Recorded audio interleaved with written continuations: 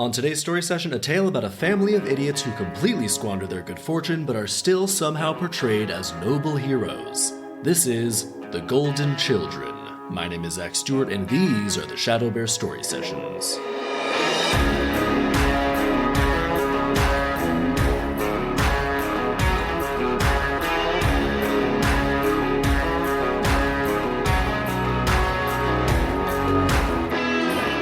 Welcome to the ShadowBear Story Sessions, the podcast about how brutally dark and totally insane folk tales and fairy tales used to be, which in my opinion just made them way better. So we're going through the original versions of Grimm's fairy tales story by story. We'll figure out the intended lessons and the actual lessons of each story, and afterwards I'll adapt the tale into a movie or TV show. Let's get right to it with today's tale titled The Golden Children.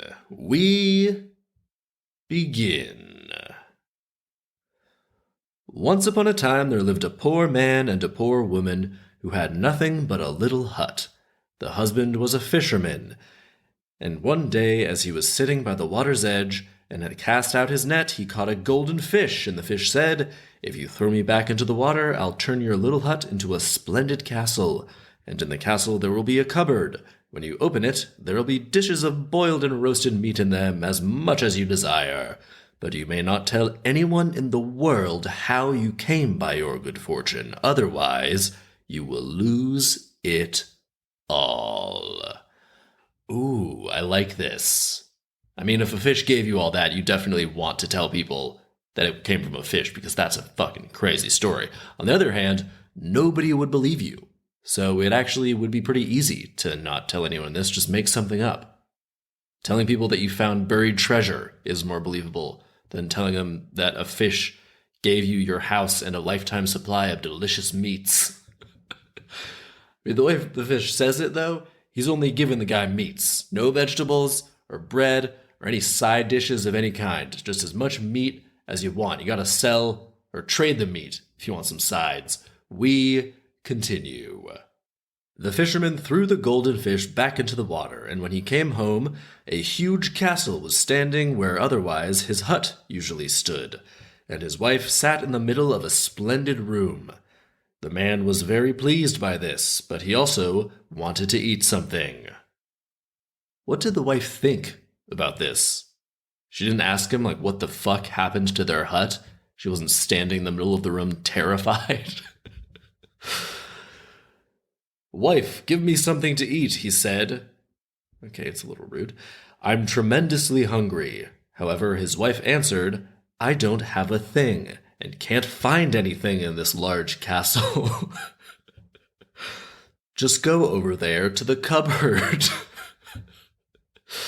She'd be like, "What are you talking about? What the hell is going on? What did you do out there today?" I'd be super skeptical and frankly terrified if I'm in her shoes. He comes in and starts demanding food. It's like, what is happening, husband? Jesus. We continue. When his wife opened the cupboard, she found cake, meat, fruit, and wine. Okay, so that's good. It's more than just a cupboard packed wall to wall with meats. What more could my heart desire? His wife was astonished, and then she said, "Tell me, where in the world has this treasure of riches come from all of a sudden?" Yeah, it's about damn time you started asking some questions. He answered, "I'm not allowed to tell you. If I tell you, our good fortune will vanish." After he said this, his wife became only more curious, and she kept asking him and tormenting him, and didn't allow him any peace day and night until he finally revealed to her that everything came from a golden fish. Fucking hell, come on, guys. Nobody in these old stories has any self-control whatsoever. It's clearly some crazy magic shit. Lady, your hut turned into a castle. Something magic happened. It's not like it's modern day where he might be selling drugs or doing some dangerous illegal shit. There's a magical meat cupboard. Obviously, this is some crazy magic. Just don't question it if he says, "I can't tell you." You used to live in a hut. Now you live in a castle with infinite meats. Just go with it. And okay, and you're not blameless either, fisherman. You're not off the hook for this. Just don't tell her. It's literally the one thing you can't do. These fucking people. I hate this trope in movies and TV shows too, where someone is like, just don't do this one thing, and then the other person has to do that one thing. Get a fucking grip out there, guys. How about we show a little more trust in each other? Anyway, I'm getting distracted. We continue. No sooner had he said this than the castle and all the rich treasures vanished, and the fisherman and his wife were sitting once again in the old fishing hut. Now the man had to resume his work all over again, and he fished and fished until he caught the golden fish once more. Okay, pretty lucky. The fish promised the fisherman again that if he let it go free, the fish would give him the beautiful castle again and the cupboard full of boiled and roasted meat, but only on condition that he remained silent about who granted this favor. Okay, and the wife already knows that it's the fish now, so she should not have any questions about this situation. If he gets home and she's like, did it happen again with the fish? He's just got to give her a death stare and be like, look, we don't talk about where the castle and all the meats came from, okay? We've been through this. Both of us just have to shut the fuck up about the castle and the meats, all right? It's the one rule. Get a hobby, make some friends, do whatever you want. Just shut up about the castle and the damn meats. Well, the fisherman held out for a while, but eventually his wife tormented him so drastically that he revealed the secret, and in that very moment they sat once again in their shabby hut. She's dumb. She's just an idiot. That's the only explanation. He still shouldn't have told her again, but fucking hell. How did she not put it together when the same thing happened again, that it came from the same place? He should have just thrown her out. Look, I don't understand what you don't get about this. You saw what happened last time. There's one rule here, and you already know the answer to the question you're asking me. I don't know what you're trying to do, but you gotta go. You need to leave. Lightning struck twice, and for some reason, you're intent on us being poor here. Oh, man. All right. We continue. So the husband went fishing again, and he fished and caught the golden fish a third time. Listen, said the fish. The fish is like, come on, buddy. I'm trying to make this easy on you. Take me home with you and cut me into 6 pieces. Whoa.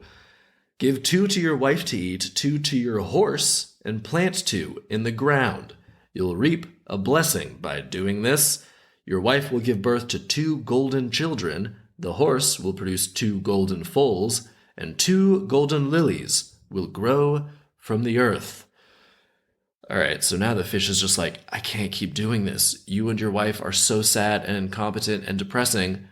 Just fucking kill me. Just kill me now. The fisherman obeyed, and the fish's prophecy came true. Soon the 2 golden children grew and became strong young men. Father, they said, we want to set out into the world.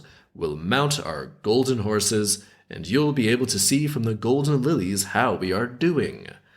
If they are fresh, then we are healthy. If they wilt, then we're sick. If they perish, then we shall be dead. Okay, so have they benefited at all from these kids and the horses? It doesn't say that the sons or the horses were super helpful or valuable in any way. So far, they're just normal kids and horses that happen to be gold. So it's just 4 more mouths to feed for this poor fisherman and his dumb wife. I don't see what the benefit of knowing if they're sick or dead is. He won't be able to find them or do anything about this. Actually, no, he probably will. Just ask around about where the 2 golden brothers with the 2 golden horses are. But I feel like they're pretty huge targets for getting robbed or killed or something. Some gang is going to kill them and stuff them and pay people to see their stuffed bodies. We continue. Upon saying this, they rode off and came to an inn where there were many people inside, and when people saw the 2 golden children on the golden horses, they began to make fun of them. In turn, the young men became angry, and one of them became ashamed, turned around, and rode home. Oh, that's kind of sad. However, the other continued to ride on and came to a forest. But the people outside the forest told him that he shouldn't enter because it was full of robbers and they would attack him. But the golden boy wouldn't let himself be scared by that and said, "I must and shall go through the forest." Fucking hell. Okay, so all the people warning him were probably like, yeah, all right, I guess, do what you want. We're just giving you information here. And you're such an obvious target, being solid gold, and don't really seem like you've been out in the world much, so whatever. Good luck, buddy. See you later. And they just whisper amongst themselves, like, man, that golden guy was a dick. Then he took a bear skin. Where'd he get that? And covered himself and his horse with it, so that nothing more of the gold could be seen. Must have been a giant bearskin, and he then rode into the forest. Soon thereafter he heard something calling out in the bushes, quote, "Here's one." Then another voice spoke, "Let him go. What should we do with a bearskin? He is as poor and empty-handed as a church mouse." Oh, fuck off. These are the worst robbers I've ever seen or heard about in any story. Firstly, obviously, there's somebody inside the bearskin. These guys are just like, nah, it's just a sentient floating bearskin. Nothing at all unusual about that, and certainly not worth robbing. You probably even hear the horse's feet clip-clopping on the ground. That is the worst disguise ever. There could be a guy carrying a literal treasure chest under that bearskin. It would also have to be a fucking huge bearskin to cover a guy and a horse. So it definitely would arouse suspicion and look like a pretty big score, you'd think. Maybe there's even like a golden glow underneath. It seems like these robbers don't even realize there's a horse under there. And even stealing a normal horse would be super valuable, right? All right, I'm giving this too much thought. This is so fucking stupid. And I haven't even mentioned that the robbers are apparently calling out to each other to plot their attack while hiding in the bushes. Are they just super drunk or something? Dumbest robbers in history. We continue. So this is how the golden young man escaped the robbers. It's not super impressive. You can't call this an escape even. And rode into a village where he saw a maiden who was so beautiful that he couldn't imagine any other maiden as beautiful as she was in the whole world. All right, well, the only people he's ever met are his family, the inn where everyone made fun of him, and a few people on the edge of a forest who said he was stupid for going into the forest. So I don't mean to be rude, but maybe travel a little bit more before you start making huge assertions about someone like this. So he asked her to marry him. Real impulsive. And the maiden said yes. Oh, okay. And she would remain true to him for the rest of her life. Oh, what? So she's on board with this? What's her deal then? This guy is solid gold. You don't have any questions or anything? You don't want to go on a date or anything first? Now we know she's a weirdo too, I guess. All right, as long as they're happy, but they don't even know each other, so I can't really imagine that they will be. We continue. Then the bride's father came home. Wait, so they met and got married in like the same day? I guess it makes it seem like this happened instantaneously, like he saw her and just immediately proposed. All right, well, the father's home, and when he saw that his daughter had married a loafer in a bearskin, parentheses, for he hadn't taken off the bearskin, end parentheses, he became angry and wanted to murder the bridegroom. He didn't take off the bearskin?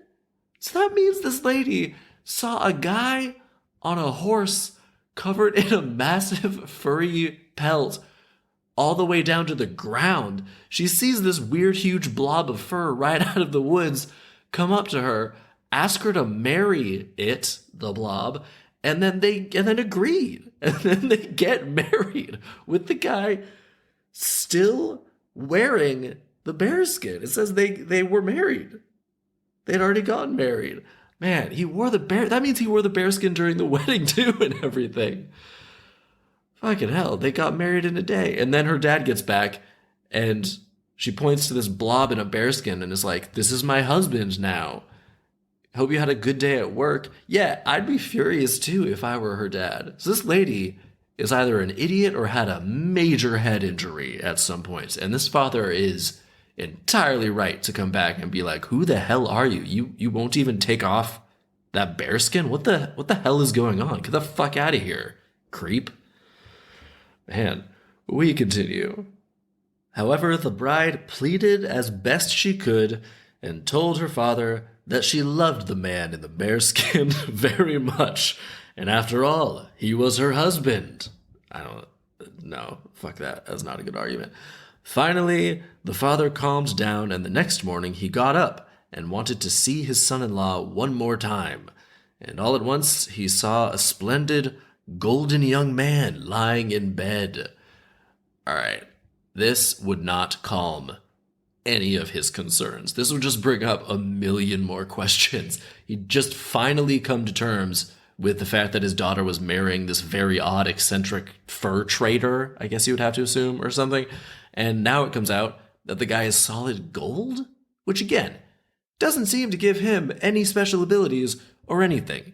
He's just gold. That's it. I don't know. But the bridegroom had dreamed that he should go hunting after a magnificent stag, and when he awoke, he wanted to go into the forest to hunt this stag. His newlywed wife implored him to stay there, and was afraid that something might happen to him. However, he said, "I must and shall go off." Okay, so now he won't even stay with his wife the day after their wedding because he had a dream about a deer. All right, fuck this guy.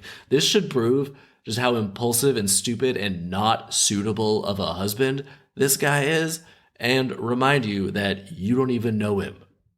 This completely validates all of the dad's skepticism here. I wonder if he threw on the bearskin again before heading out. Who knows? Upon saying this, he got up and went into the forest. Soon he saw a proud stag standing before him, just as in his dream. But when he took aim and was about to shoot, the stag began to flee. The golden man went after him and followed him over ditches and through bushes the entire day and wasn't tired. Okay, congratulations. Yet the deer evaded him, and the young man soon found himself in front of a witch's house. Okay, so I guess there's witches in this world. Also, you know what? I'm glad he didn't kill the stag. I'm sick and tired of people in movies and TV shows killing deer all the time. It's cliched. Fuck it. Fuck these people. Let the deer live. Let the stags live. He called out and asked whether she had seen the stag. She said yes, while the witch's small dog kept barking at him without stopping. So he became angry and wanted to shoot it. Fuck you, man. You're gonna ride up to this lady's house and ask for her help, but then kill her dog because it barked at you? Man, this guy is the worst. When the witch saw this, she changed the young man into a millstone. Good. Fuck this guy. And at that very same moment, the golden lily perished at the golden youth's home. When the other brother saw this, he mounted his golden steed and raced away and came upon the witch. How did he find her? The whole lily system didn't involve directions or GPS or anything. It just indicated state of life. He threatened her with death unless she restored his brother to his natural form. So the witch had to obey. I don't really see why. And the two brothers rode home together, the first one to his bride and the other to his father. In the meantime, the golden lily revived itself, and if the lilies haven't perished, then both of them are still standing. The end. Fuck this story. The witch should have just turned the second guy into a millstone too. I don't see why she couldn't have just done that. He deserved it less, a little less, but still, he didn't try to kill her dog, but still, fuck them both. And you know what? I don't see how these two kids and their golden horses did any good whatsoever. How were they a benefit to the fisherman and his wife? They seem dumb and impulsive. How are they a benefit to anyone? The one that bailed after they made fun of him at the inn, is a coward, while the other one is way too confident and aggressive to the point that he feels justified shooting a dog because it barked at him. How did this group benefit the fisherman or his wife in any way? How is he better off now? Did he want kids and they were unable to have kids? Because it never said that. And they were poor when it was just the two of them. So how did these kids and two horses improve their situation? Horses probably eat a lot too. Maybe having more horses helped them do stuff, I guess.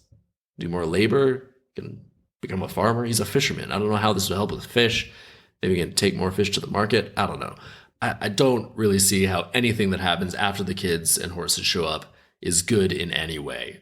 The aggressive golden boy just kind of stumbles forward and does a bunch of stuff, but he doesn't help anyone. He doesn't really do anything at all except marry that girl against her father's wishes just because he thought she was hot, but he didn't care enough about it to take off the bear skin. The fucking bear skin. And we don't know if they'll even turn out to like each other and stay together. We don't know this at all. This story is pointless. This story is fucking pointless. Maybe that's kind of the lesson, though. The fish gives the fisherman a castle twice, but he fucks it up, so the fish gives him this random shit that doesn't actually do anything positive. Maybe the lesson is that, sure, things will happen, but they might not all be good. So take advantage and try to make the good things count. Probably would have been a lot nicer and much easier to just have two kids on their own and raise them in a castle with an endless supply of food.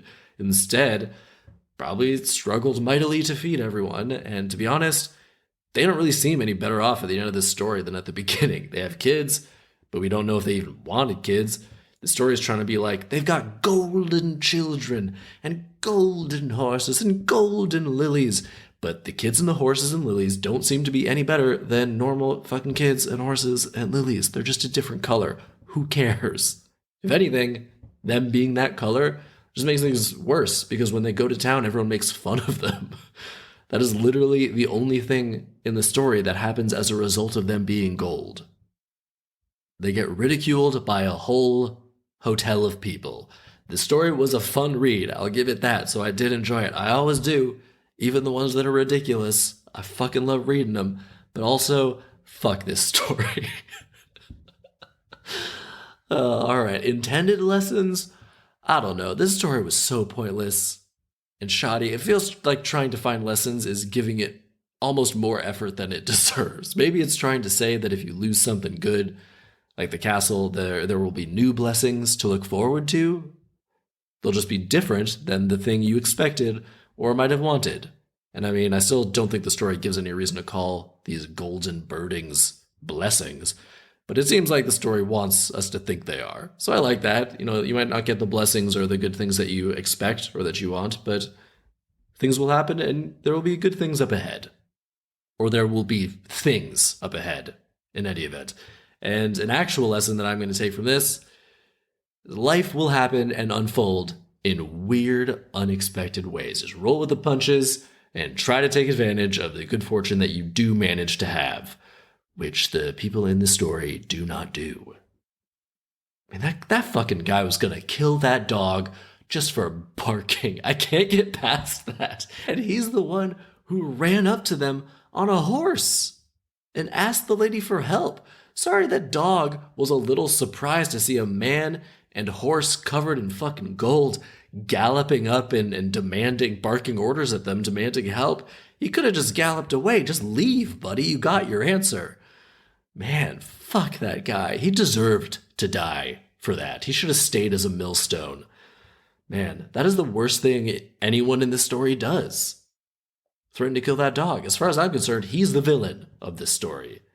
And his new wife probably didn't know that he's the kind of guy to kill a dog for barking until a very unfortunate incident unfolds in the town.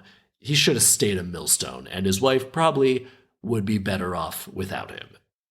Because he's a shitty guy who makes decisions for seemingly no reason.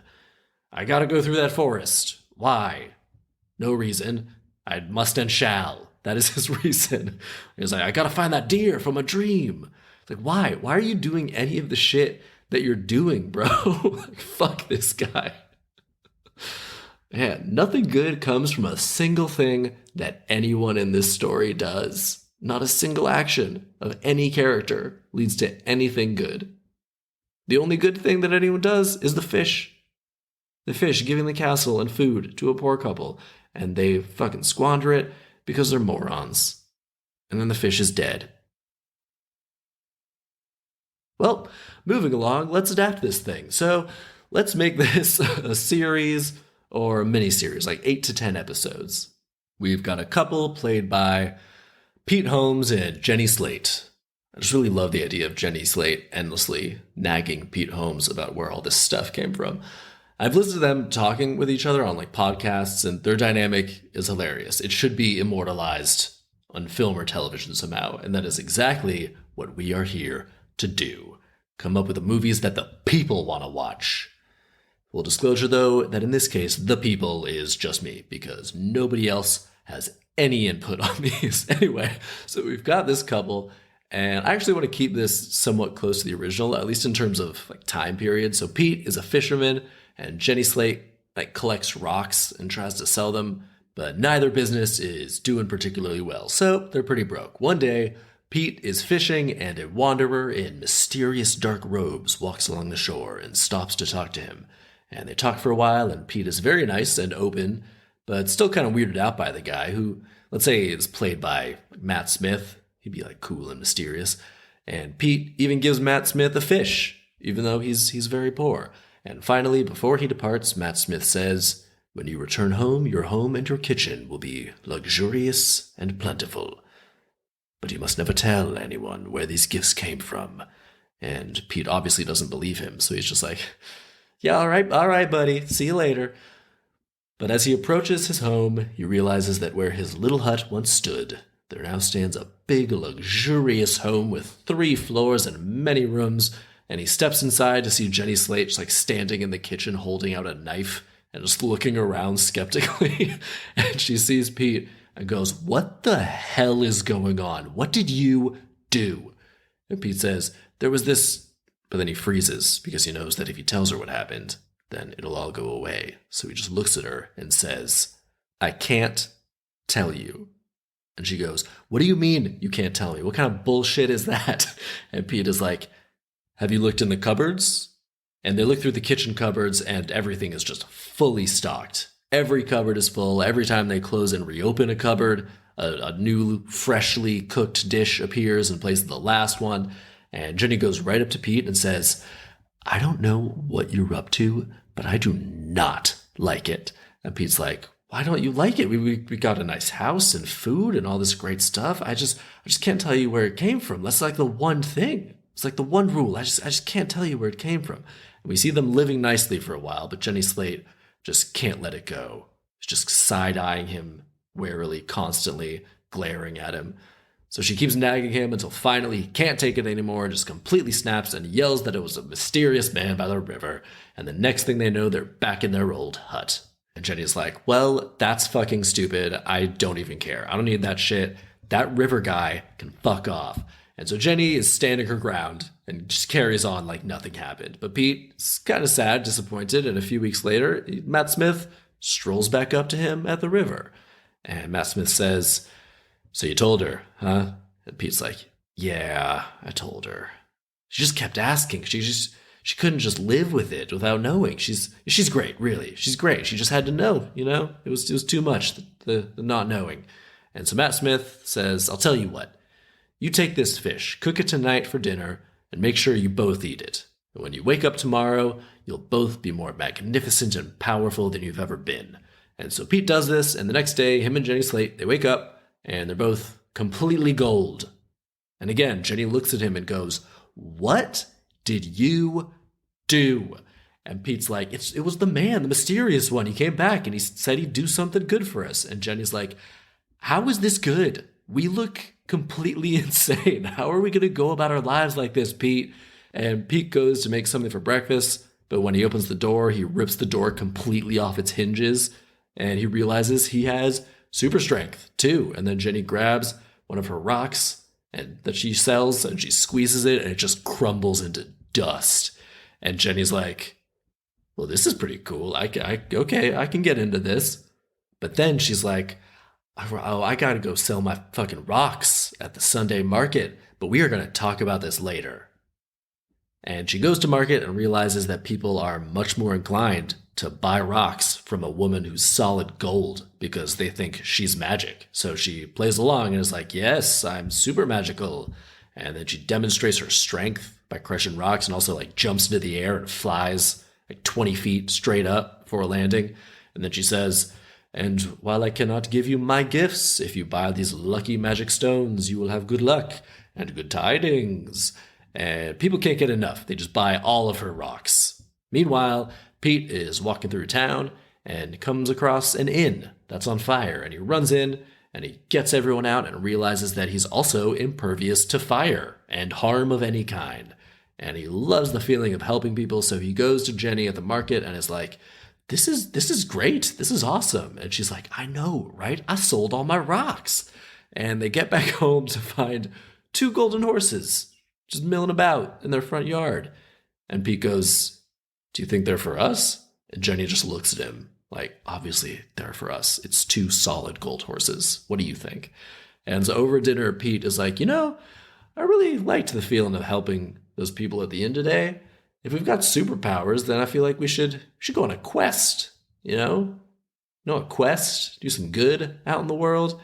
And Jenny's like, I just figured out how to get people to pay crazy amounts for rocks. I can't go anywhere. I gotta milk this.